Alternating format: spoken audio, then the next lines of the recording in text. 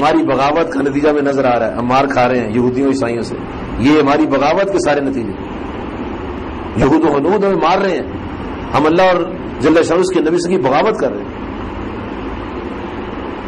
اللہ تعالیٰ فرماتا ہے مجھے یہ بتاؤ کہ تم کو رزق کون دیتا ہے؟ فرمایا نحن نرزقکم وإیاہم, ہم تمہیں بھی رزق دیتے ہیں اور تمہارے بچوں کو بھی رزق دیں گے. اللہ تعالیٰ اور نبی صلی اللہ علیہ وسلم یہ نہیں فرماتے کہ بچے پیدا کرتے جاؤ اور ان کو بدماش بناتے جاؤ اور خود ہی بدماش بنو. اللہ تعالیٰ یہ نہیں فرماتا. اللہ تعالیٰ فرماتا ہے کہ ان کو قتل نہ کرو, محنت کرو, کام کاج کرو, مزدوری کرو, پڑھو لکھو, روزگار کماؤ, ان کو کھلاؤ پلاؤ, ان کی پرورش کرو. اور میں جب ابھی یہ پیٹ میں تھے تو میں وہاں بھی ان کو پال رہا تھا, میں ہی پال رہا تھا پیٹ میں.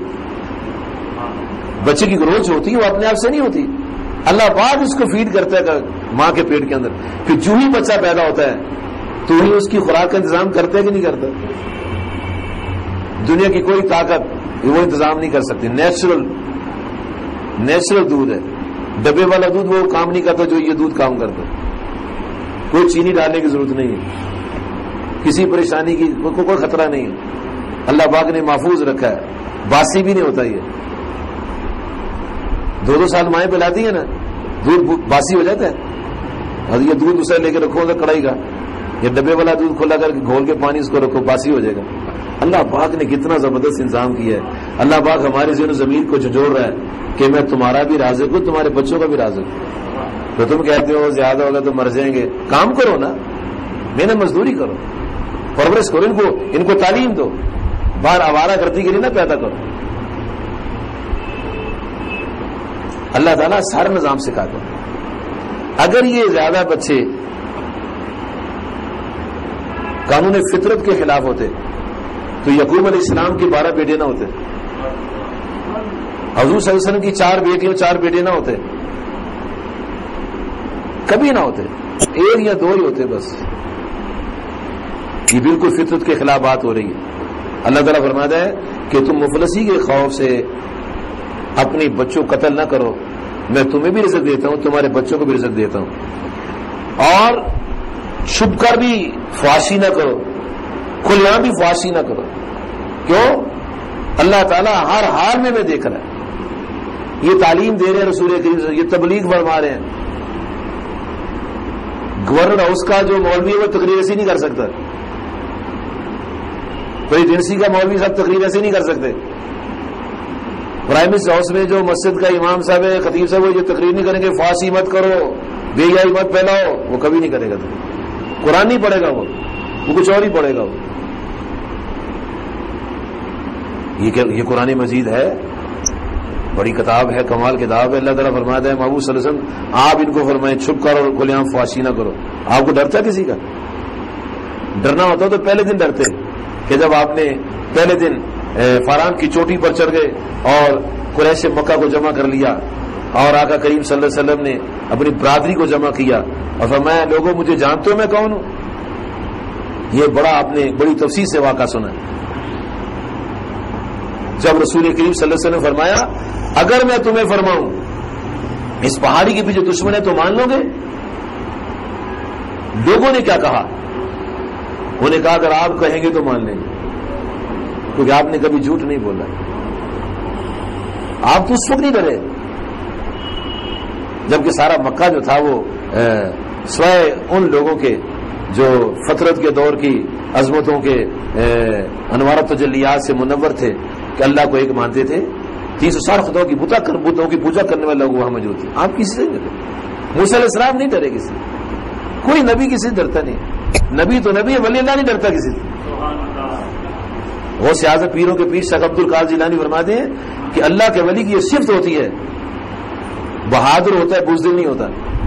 تو جو نبی صلی اللہ علیہ وسلم کے قدموں کی برکت سے بہادر ہو گیا, نبی صلی اللہ علیہ وسلم کی شان بتاؤ کیا ہوگی. اور اللہ تعالیٰ پھر ان کو گارنٹی دی ہے واللہ یعصمک من الناس, اے محبوب علیہ السلام ہم آپ کے رکھوالے ہیں. دشمنوں کے درمیان سے نکل گئے ہجرت کرتے ہوئے, ان کو کوئی خوف و ڈر نہیں تھا. نبی صلی اللہ علیہ وسلم اور اللہ تعالیٰ کی تعلیمات کے خلاف نہیں جانا چاہیے, چھپ کر بھی فحاشی نہیں کرنی چاہیے, سریعام بھی نہیں کرنی چاہیے. یہ کن کو فرمایا جا رہا ہے؟ کون فرما رہا ہے؟ کس کا پیغام ہے؟ اللہ تعالیٰ کا پیغام ہے اور ہم مسلمانوں کو سنایا جا رہا ہے نا. تو بتاؤ یہ کیا ہو رہا ہے؟ بڑے بڑے حاجی بڑے بڑے نمازی بیچارے رہ گئے اپنے گھر والوں کے ہاتھوں مجبور ہو گئے, اپنی بچیوں کو سڑکوں پر نچا رہے شادی بیاہ کے موقع پر. یہ بے حیائی نہیں ہے؟ یہ بے حیائی کھلے عام ہو رہی. اور قرآن مجید میں کہتے ہیں اللہ تعالیٰ کے نبی صلی اللہ علیہ وسلم نے اللہ کا پیغام سنایا, آؤ میں تمہیں بتاتا ہوں کہ تم نے چھپ کر فحاشی نہیں کرنی, سریعام فحاشی نہیں کرنی, اور ولا تقتلوا النفس التي حرم اللہ الا بالحق, کسی جان کو ناحق قتل نہیں کرنا. جیسے ہی وہ گاڑی میں جا رہا اس کو مار دیا ہے, گھر سے نکلا اس کو مار دیا ہے, یہ بڑا کام ہو رہا ہے. یہ دور جاہلیت کے لوگ ہیں جو مار رہے ہیں. نبی صلی اللہ علیہ وسلم کے آنے سے قبل ایسا ہی ہوتا تھا, ایک قبیلے نے قبیلے کے بندے کو مارا, اسے جواباً مار دیا. اس وقت حکومت تو تھی کوئی نہیں, ہر ٹرائب جو تھا ایک حکومت ہوتی تھی. طاقتور جو تھا غریب کو غریب سے نہیں گزرنے دیتا تھا. طاقتور قبیلے کے لوگ اگر کسی غریب کو مارتے تو انتقام نہیں لے سکتا تھا. غریب کسی کو مارتا تو اس کے کئی بندے کو مار دیتے تھے. اب یہی وہ جہالت کے ٹرائبز ہیں, فرقہ وارانہ جو قتل و غارت کر رہے ہیں. اس نے ایک مارا تو دو مار دیے. اور کھلے عام اخبارات میں آتا ہے اگر حکومت پکڑے گی نہیں تو ہم خود انتقام لے لیں گے, اور پھر ہفتے کے بعد انتقام ہو جاتا ہے کہ چھوٹے چھوٹے بچے چھلنی کر دیے جاتے ہیں. اور ایسے لوگ جن کا تعلق ہی نہیں قتل کے ساتھ, نہ وہ قاتل کے حمایتی ہیں, ان کو بم مار کے مار دی جاتا ہے. کسی بچی کو بیوہ کیا جا رہا ہے, کئی بچوں کو یتیم کیا جا رہا ہے. یہ دور جاہلیت کے سب لوگ. آقا کریم صلی اللہ علیہ وسلم کی یہ تعلیمات نہیں. نبی صلی اللہ علیہ وسلم کی تعلیمات تو یہ ہے کہ مرتے کتے کو بچاؤ, کتا پیاسا مرتا اور اس کو پانی پلا دو. اور صحیح بخاری میں آتا ہے کہ ایک عورت نے ایک بلی کو کواڑ میں بند کر دیا اور وہ چوہا شکار نہ کر سکی, اندر مر گئی. تو رسول کریم فرماتے علیہ السلام, صحیح بخاری کی حدیث ہے, اللہ کریم نے اس عورت کو جب مری سیدھا دوزخ میں پھینک دیا. اس کو ایک بلی کو مارا اس نے. ہم تو مارا تو حال ہی کچھ نہیں ہے. ہم کیا کر رہے ہیں؟ بھائی بھائی کو مار رہے ہیں, بیٹا باپ کو مار رہے ہیں, ماں کو قتل کیا جا رہا ہے, ہمسائے کو مارا جا رہا ہے. اللہ تعالیٰ فرماتا ہے کہ الا بالحق, مگر حق کے ساتھ. حق کیا ہے کہ وہ یہ عدالت کا کام ہے. اگر کوئی قاتل پکڑا گیا اور کیس ثابت ہو گیا, اب اس کو پھانسی چڑھائے گی حکومت, تو یہ حق ہے. یہ قتل کے بدلے میں پھانسی چڑھانا یہ نہ قتل نہیں ہے بلکہ یہ حق ہے. اس لیے اللہ فرماتا ہے ولا تقتلوا النفس التي حرم اللہ الا بالحق, ناحق کسی کو نہیں مارنا. اللہ کریم یہ ساری باتیں سنانے کے بعد, ارشاد فرمانے کے بعد کہ میرے ساتھ کسی کو شریک نہیں کرنا, والدین سے اس سے سلوک کرنا ہے, جی اولاد کو قتل نہیں کرنا, میں تمہارا رازق ہوں, تمہارے بچوں کا رازق ہوں, کھلے عام فحاشی نہیں کرنی, چھپ کر فحاشی نہیں کرنی, کسی کو نہ قتل نہیں کرنا. یہ 8 باتیں بیان فرمانے کے بعد رب کائنات ارشاد فرماتا ہے ذالکم وصاکم بہ لعلکم تعقلون. اللہ کریم فرماتا ہے یہ میں نے تمہیں حکم فرمایا ہے تاکہ تم عقل کرو. یعنی جو آدمی ان باتوں پر عمل کرتا ہے, شرک نہیں کرتا, والدین کے حسن سلوک کرتا ہے, اپنی اولاد کو مارتا نہیں, کسی کو نہ قتل نہیں کرتا, چھپ کر بے حیائی نہیں کرتا, کھلے عام بے حیائی نہیں کرتا, قرآن پاک اس کو عقل مند کہتا ہے. قرآن بھی اس کو عقل مند کہتا ہے. اور جو یہ کام کرتا ہے نا وہ پڑھا لکھا بھی عقل مند نہیں, کیونکہ اللہ تعالیٰ کو کس کا ڈر ہے بابا؟ مجھے آپ کو ڈر ہو سکتا ہے, اللہ تو کسی سے نہیں ڈرتا. وہ کہتا ہے جو یہ کام کرے وہ عقل مند ہے, جو نہ کرے وہ عقل مند نہیں ہے. پھر اس سے آگے ارشاد ہوتا ہے ولا تقربوا مال الیتیم الا باللتی احسن حتی یبلغ اشدہ. اور میں یتیم کے مال کے پاس نہیں جانا. مگر کوئی آدمی نگران بنا دی گئی یتیم کا, اس کا مال برباد نہیں کرنا جب تک وہ اپنی جوانی کو نہ پہنچے. جب جوانی کو پہنچے تو سورۃ النساء میں ارشاد باری تعالیٰ ہے اس کو ٹرین کرو, اس کو تعلیم دو. جب دیکھو کہ یہ پیسے کا صحیح استعمال کر سکتا ہے, اب اس کا مال اس کے حوالے کر دو. وَأَوْفُوا الْكَيْلَ وَالْمِيزَانَ بِالْقِسْطِ,